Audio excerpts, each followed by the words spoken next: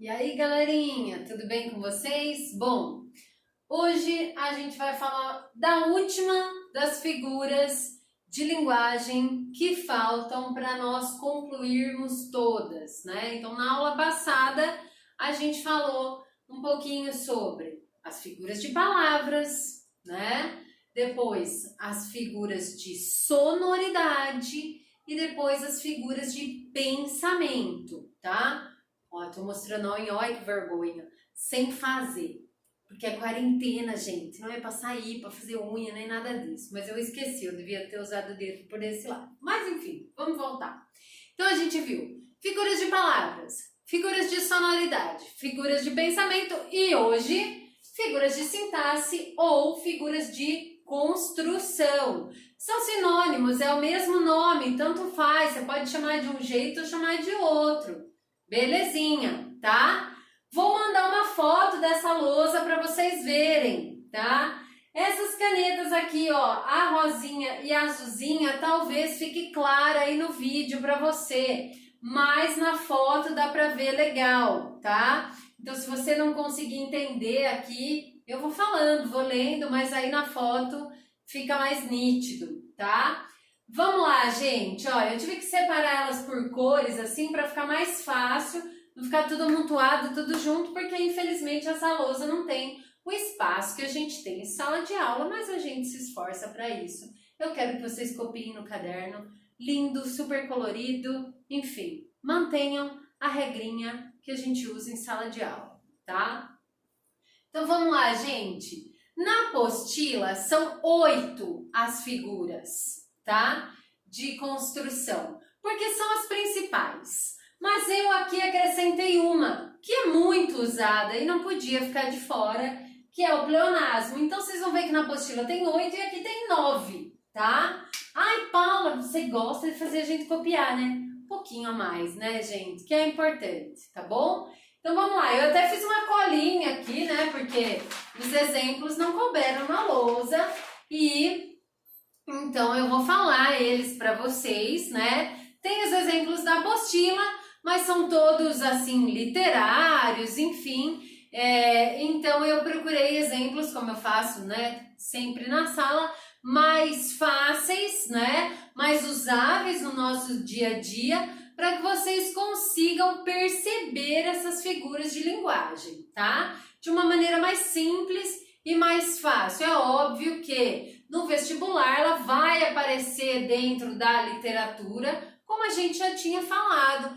com uma linguagem mais difícil e menos perceptível. Mas agora, para esse momento, a gente vai fazer ela bem simplificada para você conseguir entender tudo e qualquer coisa, a gente se vê na live e tira a dúvida lá, tá? Então vamos lá, gente. Primeira das figuras que a gente tem aqui na lousa, tá? É a elipse. Mas você vai ler o zeugma embaixo e vai falar, nossa, Paula, que parecidos, né? Então vamos lá. A elipse, para você lembrar mais fácil, lembra que o sujeito oculto, que era o sujeito escondido, que estava atrás do verbo, também era chamado de desinencial ou sujeito elíptico. Aham, é isso aqui, tá? Então, o que acontece? Elíptico, escondido, omitido, subentendido. Eu consigo entender o sentido sem a palavra estar ali, tá bom? Pelo contexto daquilo. E o sujeito oculto é um exemplo disso. Então, estamos em quarentena. Quem estamos? Nós. Tá escondido, tá elíptico, tá omitido esse nós. Mas, pelo contexto, é possível entendê-lo. Tudo bem? Então, essa é tranquilinha. O zeugma, ele também tira um termo da oração, mas esse termo saiu porque ele já apareceu em outro lugar. E para eu não ficar repetindo ele dentro do meu texto, dentro do meu poema, da minha frase, da minha música, da minha oração, eu tiro ele, porque é possível entender mesmo sem ele estar ali. Então ele foi suprimido, por quê? Porque ele já apareceu anteriormente, tá? Então, neste caso, ó, temos um exemplo. Chego cedo sempre, só não quando estou sem carro. Então, ó, presta atenção.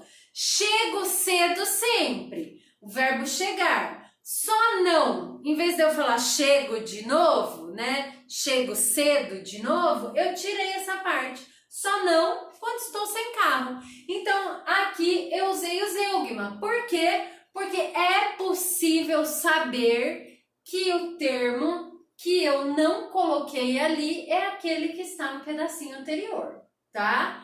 Então, tranquilinha essas duas. A próxima, que é a que não tem na apostila, a gente usa muito no nosso dia a dia.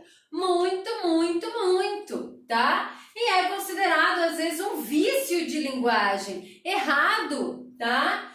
Então, o pleonasmo, ele é a repetição de uma palavra ou de uma ideia. Na literatura, para quê? Para indicar intensidade daquilo, que é muito, né? Ou que é pouco, enfim. Mas, no nosso dia a dia, como é que a gente usa isso? O subir para cima, você está repetindo, né? Se você sobe, já é para cima. Se você desce, já é para baixo. Se você caiu um tombo, você já caiu. O tombo é a mesma coisa. Então, você está falando duas vezes a mesma coisa, tá? Isso é um pleonasmo vicioso que a gente usa muito na nossa linguagem. E o da literatura tem a intenção da intensidade. É para isso que é feito, é proposital. No nosso caso, não é, né, gente? É conhecido como erro mesmo, né? Entrar para dentro, sair para fora, enfim, tem 1 milhão de expressões pleonásticas. Ou quando a pessoa vai te contar uma história e ela fica circulando na mesma coisa, falando 1000 vezes aquele mesmo pedaço, aquela mesma coisa, você diz que aquela pessoa é pleonástica, ou seja, que ela repete muito aquilo, tá? O assíndeto, gente, assíndeto simples, fácil. Lembra que esse a significa ausência de, tá? Assíndeto, ausência de síndeto. O que é esse síndeto? Síndeto aqui é conjunção ou conectivo, que é a mesma coisa, tá? Então, eu tenho várias ideias encadeadas, mas ao invés de eu usar um conectivo, eu uso vírgula, tá? Eu vou colocando vírgula para mudar o ritmo da leitura. E isso é proposital também, principalmente em letras de música, em poemas, na literatura, tá? É proposital. Então, eu coloco assim, por exemplo, a Gabriela chora, grita, se chateia, parece estar sempre triste.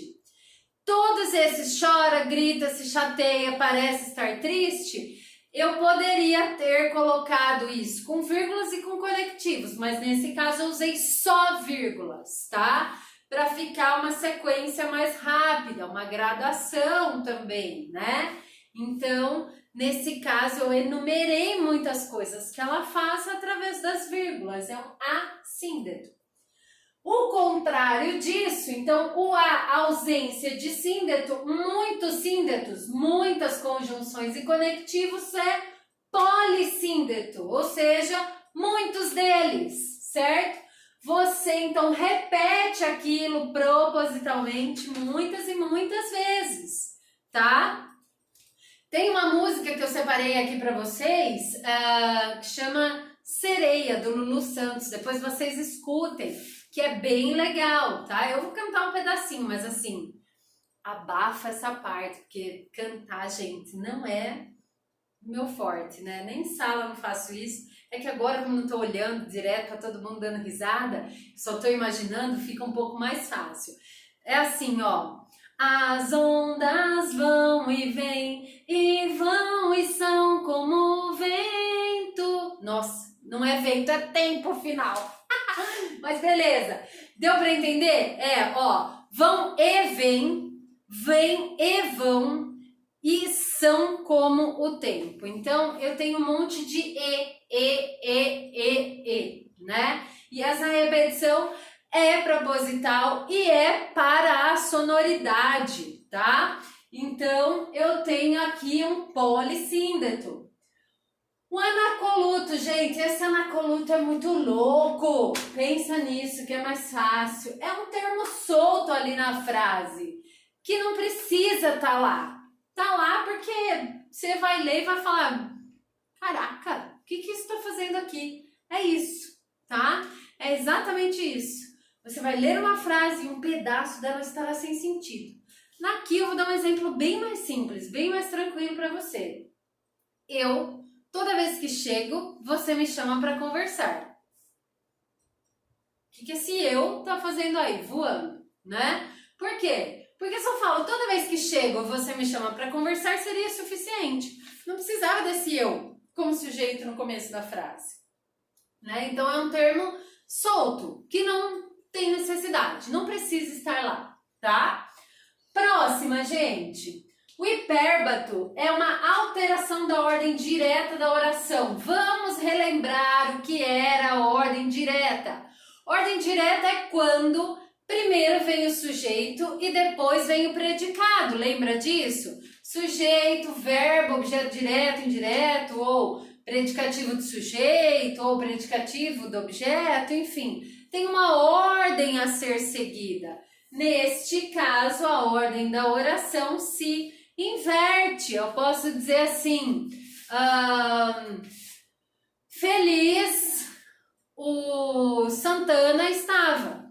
Ué, feliz o Santana estava? Vamos pôr isso na ordem certa. O Santana estava feliz. Então, eu tirei da ordem, que seria a ordem normal. Nesse caso, eu tenho um hipérbato, tá? A anáfora, gente, a anáfora é uma repetição também. Porém, essa repetição é da mesma palavrinha, óbvio, né? Que se repete, claro, no início de todas as frases e de todos os versos. Também é proposital. Você olha lá, começa tudo com a mesma palavrinha, tá? Aqui também eu separei para vocês uma letra de música. Hoje eu tô muito cantora, né? Vocês perceberam. Mas assim, aquela cantora desafinada, se fosse no The Voice, ninguém viraria a cadeira para mim. Mas, como graças a Deus a minha profissão não é essa, né? Então, ainda tá tudo bem. Então, essa música é assim, ó. Começa assim. Desculpa, não é nada assim, ó. Quando não tinha nada, eu quis. Quando tudo era ausência, esperei. Quando tive frio, tremi. Quando tive coragem, liguei. Viu que tudo começou com quando? Então quando, beleza? Então, aqui eu tenho uma anáfora, uma repetição no início do verso. Todos eles começaram com quando, tá? E a última, para terminar, facinho, silepse. A silepse, gente, é uma concordância ideológica. Paula, o que é uma concordância ideológica?